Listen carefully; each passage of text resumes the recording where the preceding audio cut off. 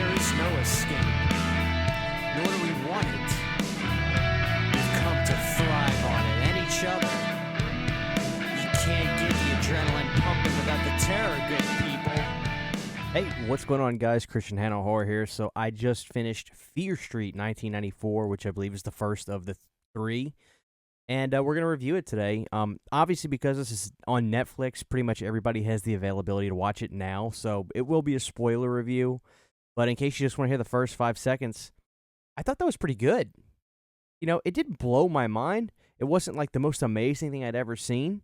But, you know, for Netflix, I got to be honest, I was pretty impressed. What I liked about the movie right off the bat was it was actually a little bit edgy. It wasn't like this cookie-cutter, childish kind of thing. As a 29-year-old, I actually thought that was pretty darn entertaining, especially for somebody my age. I really enjoyed it. So there's the two towns, Sunnyvale and Shadyside. Now, Shadyside has the darkest town history ever.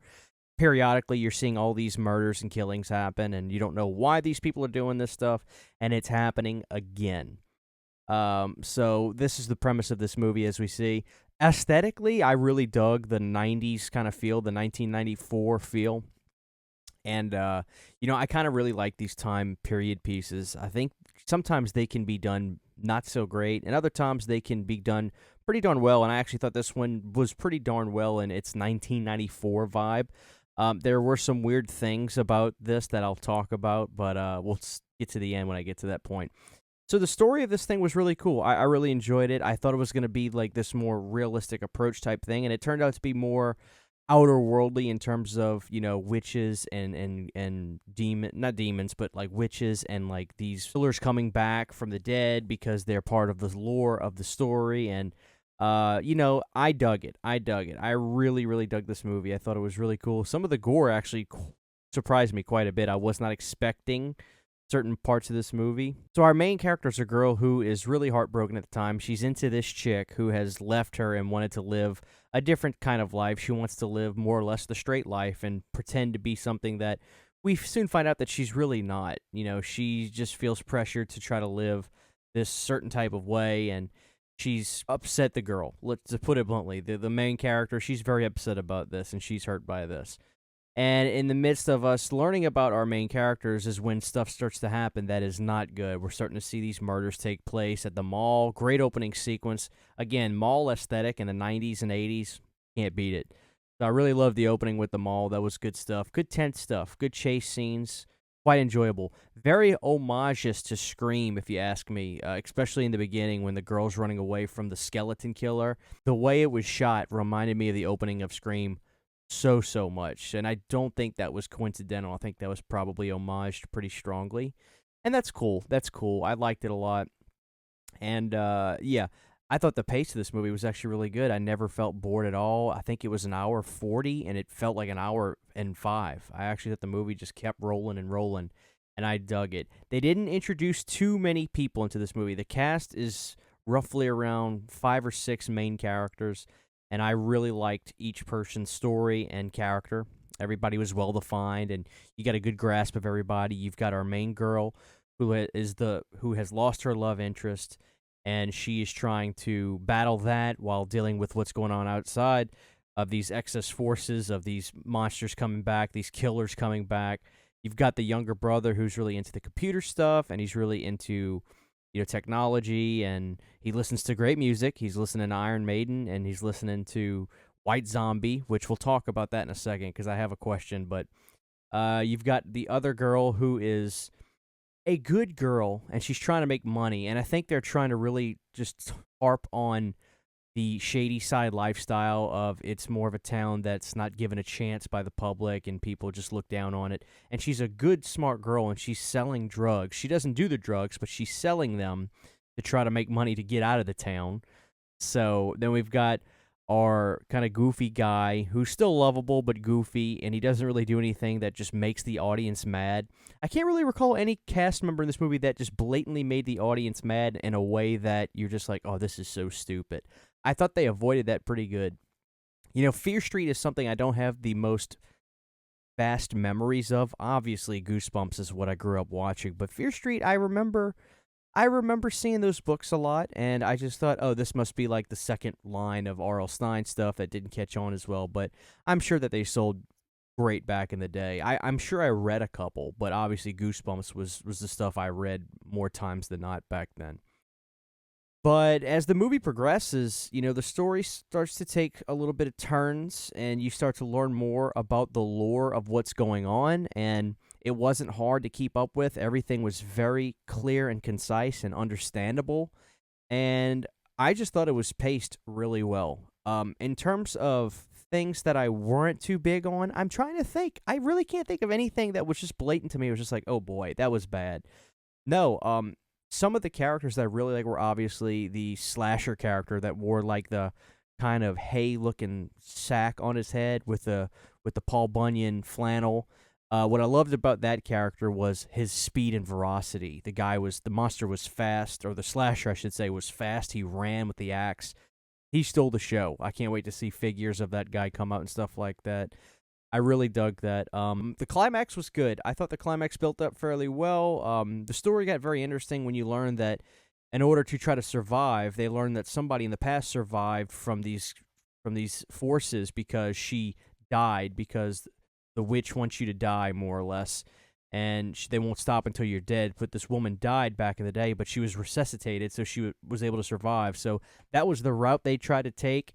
And that was obviously somewhat of a plausible way to approach a resolve, but that's the way they went. So they had to try to make the girl survive and things like that. And you had these great tense moments where the cast is in the grocery store at the time, and they're trying to survive and fight off these killers that are coming after them. And there was a great meat grinder, meat slicer kill where one of the girls' heads goes right through it. And I was like, oh, okay, cool, we're going there. So there were surprising moments. Again, this was actually it felt more up to speed for the adult rather than the kid. I mean, Fear Street, you think about it back in the day, kids were reading these books, but the movie was actually tonally a darker shade of gray, and I really appreciated that. I didn't feel, insulted at my age, 29, watching something like that. I thought maybe this was just going to be a nostalgia piece that was going to make me feel like a kid again and be tame. But no, it was actually more of I don't want to say adult, because by today's day and age, kids could watch this, but it was very accessible to all ages, and I thought that was a great route, a good shade of gray, and I dug that. So the climax, the girl is just stabbing EpiPens. And, I mean, granted, EpiPens are supposed to rush the heart rate and things like that. They're also used for like really bad, if you get bad allergic reactions, but they also are used to stimulate heart rate and things like that at the same time. And like 6 EpiPens, you would think somebody's not coming back, but sure enough, she does 5 seconds of CPR and the girl comes back. But part of me is just like, well, we could have approached that a little bit more realistically, and the other part of me is like, it's a movie. But of course, the end is not really the end. As we see, this is a 3-parter, and the look of the next entry looks great because it's going to take place in the late 70s. So it looks like it's going to be a more of a slasher-esque type thing. I'm hoping. Obviously, I got big Crystal Lake vibes from the preview that they showed of it. But overall, I would give this a 7 out of 10. I thought it was very well made. I thought the cast was good. I thought the story was pretty good. Of course, like I said, this is not something that's going to just blow your world away. But in terms of Netflix, it's a very welcomed surprise, quite frankly, because I haven't seen too much stuff from Netflix that I don't want to say impressed me, but I really have enjoyed, especially horror. I mean, there have been some stuff, like I really loved the Dracula miniseries that came out. It was like a 3-parter. Last year, and a few other things, but like you've got stuff like Bird Box, which I thought were just completely overhyped. I mean, the world caught on to it because of Sandra Bullock being in it, but for the horror fan, I think we all watched it and we were just like, that's okay, but Jesus, I mean, is it really that good? But I'm glad to see people start to rally around this so quickly and that they're really enjoying it, and you always get a little bit worried when you see everybody just like saying, oh, this is great, because then you think to yourself, oh, is this going to be overhyped? But no, this was good. I enjoyed it. I'll give it a 7 out of 10. There were a few things that, okay, you guys tell me. The movie takes place in 1994. I'm pretty sure Astro Creep 2000 did not come out till 1995, and they're playing More Human Than Human and stuff in the movie. So you tell me if I'm wrong. I could be wrong, but I was pretty sure Astro Creep 2000 came out in 95, which has the song More Human Than Human on it. I know some of you are probably like, Christian, stop. But okay, I'm just saying, if it's taking place in 1994, make sure your music had come out in that time frame, I think. But maybe I'm wrong. Maybe it was a single in late 94. I don't know. I digress. I digress.